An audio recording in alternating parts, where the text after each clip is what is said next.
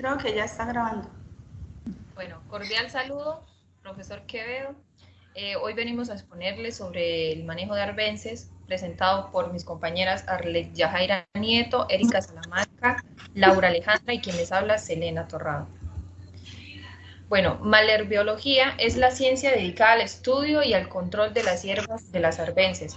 Como ciencia, el control de la entomología agrícola y la fitopatología con su objetivo a la producción de los cultivos.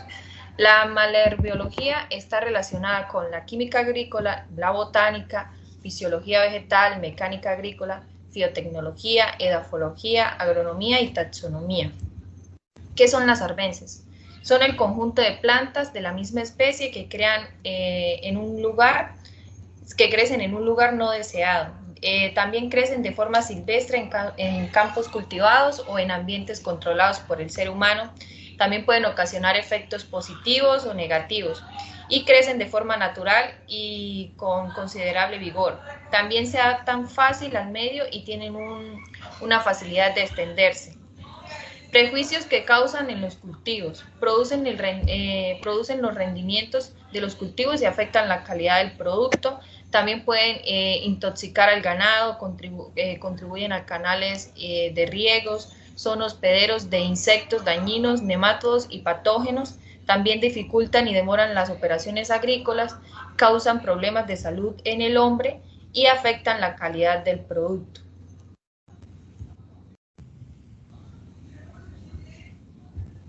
Dentro de las características que hacen exitosas a las arbences o malas hierbas, se encuentran la capacidad de germinar bajo diferentes condiciones en el ambiente, también poseen larga vida y latencia de las semillas, tienen un crecimiento vegetativo rápido, además tienen una producción alta y continua de semillas y se adaptan para dispersarse a corta y larga distancia.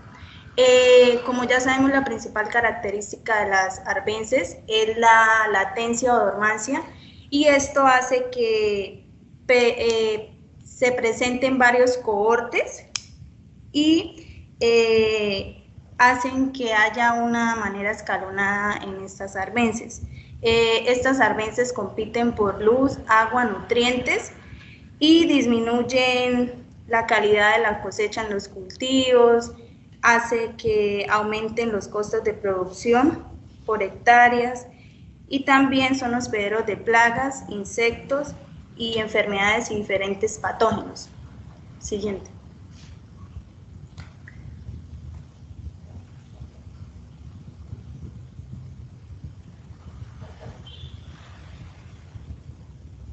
Siguiente sería. Dentro de los métodos diagnósticos de las malezas se encuentra el muestreo de maleza, el muestreo en campo, el muestreo en el laboratorio y el muestreo en los bancos de semilla. Les voy a explicar el muestreo que se hace en las malezas.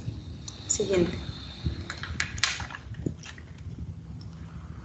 Dentro del muestreo de las malezas existe una determinación del área mínima que se representa con la letra M, y esta está definida como el área más pequeña que se presenta en las especies de determinada comunidad y se determina mediante la técnica, como podemos observar en la imagen, la técnica de los puntos anidados, y esta consiste en trazar un área determinadamente pequeña en lo posible y se contabiliza posteriormente a esto el número total de especies presentes de arbences en el cultivo, y después de esto se duplica, si es necesario, el muestreo.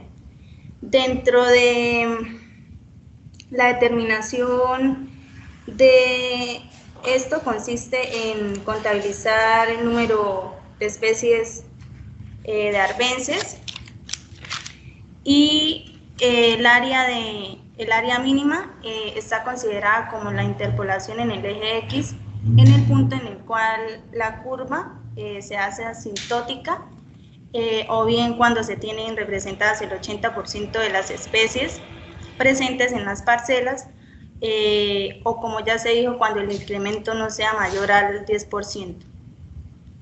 Siguiente.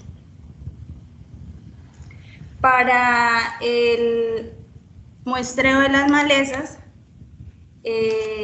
para el muestreo de las malezas, se tiene presente el diseño del muestreo.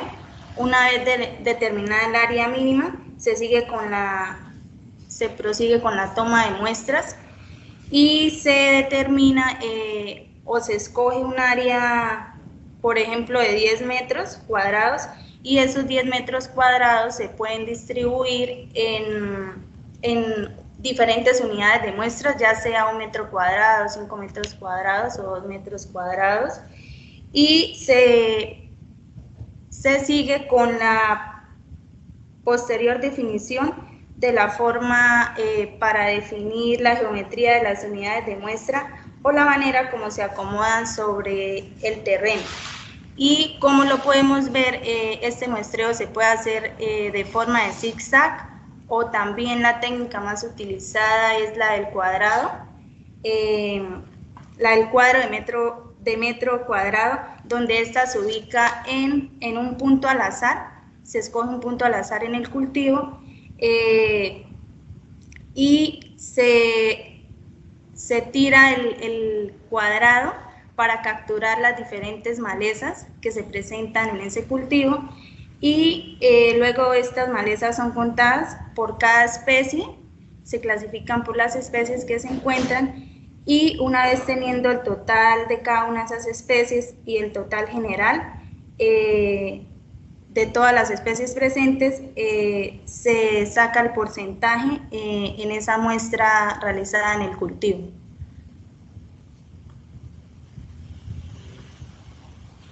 Siguiente.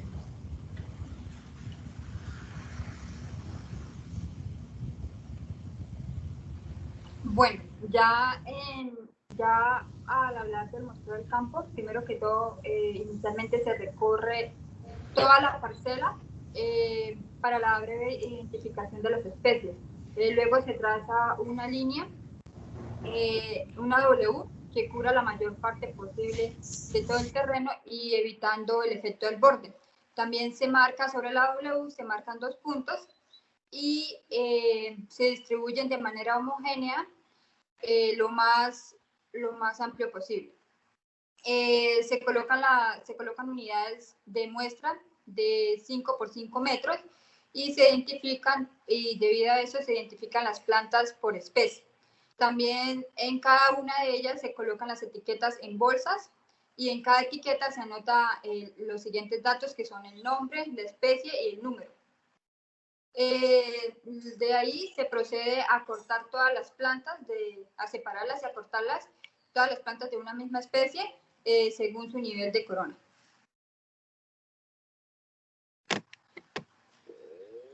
Ya en el muestreo de laboratorio se hace principalmente por cada muestra. Se pasan todas las plantas de una misma especie por unidades de muestreo. También se abre la bolsa, se cualifica el número de individuos por unidad de muestreo, y de ahí se pasan a depositar las plantas en bolsitas de papel, pues indicando los datos como fueron las fechas, especifica el número del equipo y el número de la muestra.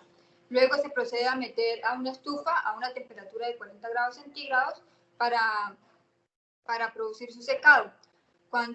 Y esto se hace para que su peso disminuya.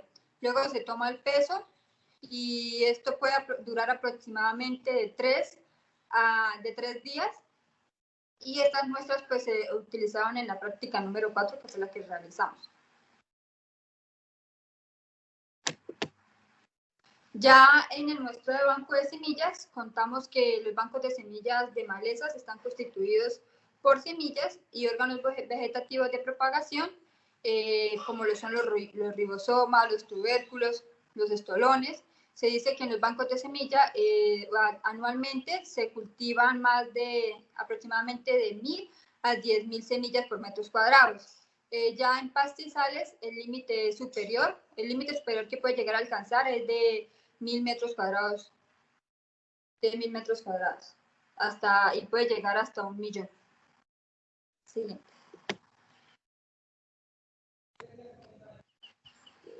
Bueno, para el muestreo de bancos de semilla, pues los bancos de semilla por lo general están pues confinados a la superficie del suelo a unos 30 centímetros.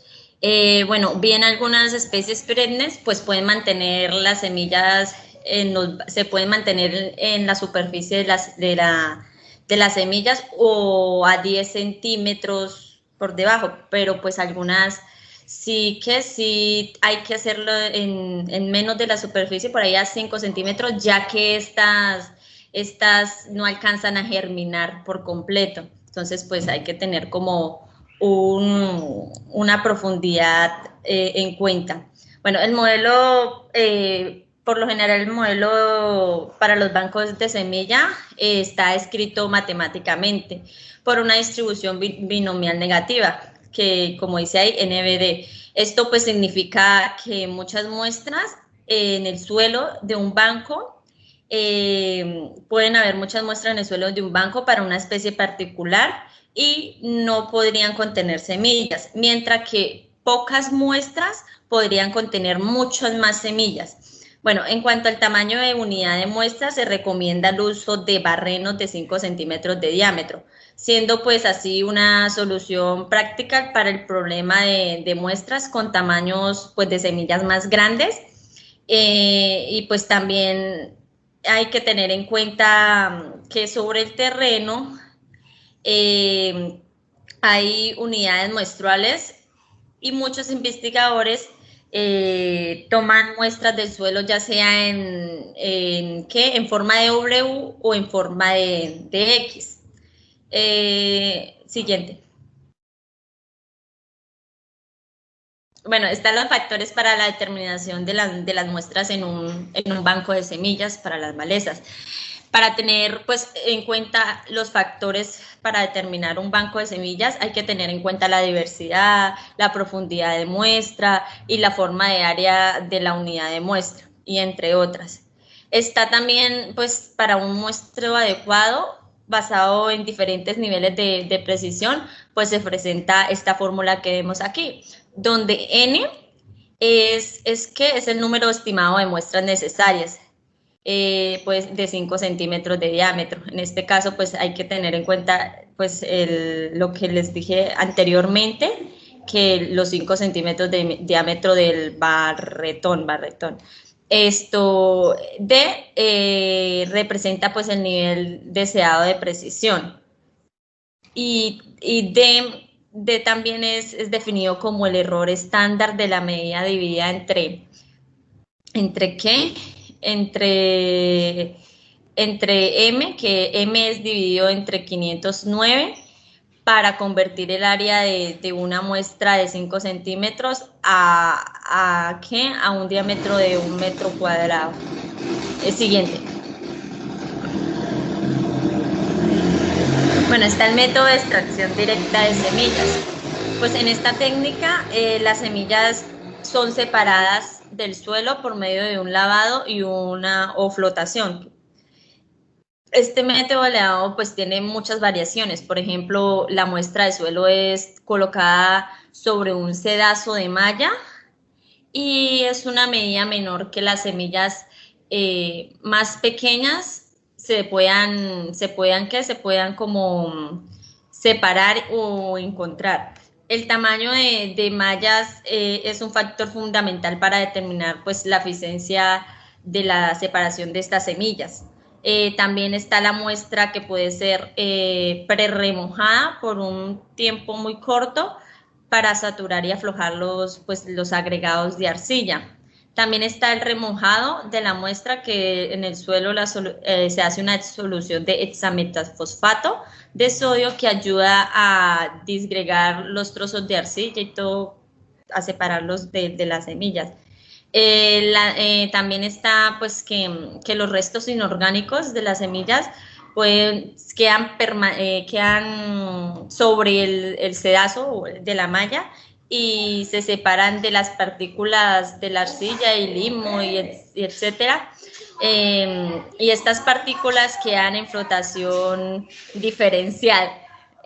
Pues una vez estas semillas se hayan separado, son aisladas y se hace una vez el método de identificación. Está el siguiente.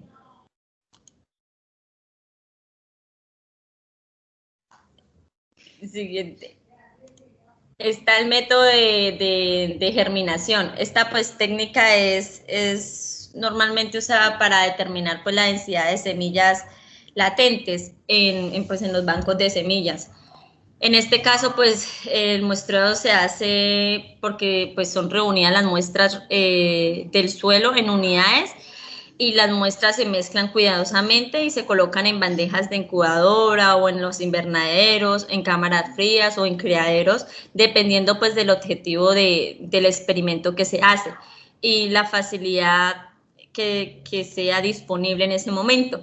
Las muestras deben pues ser protegidas de la contaminación de otras semillas y también de enemigos granívoros o herbívoros que de pronto puedan consumirlas o dañarlas. Está también pues que en este método la profundidad del suelo en bandejas no debería ser mayor que en la profundidad en que pues se espera normalmente que germinen las especies, pues porque por lo general estas germinan de 5 o de 0 a 3 centímetros y pues para las semillas más pequeñas y pues para las grandes pues no hay que tener en cuenta las grandes sino semillas más pequeñas para poder tener una profundidad más exacta. Siguiente.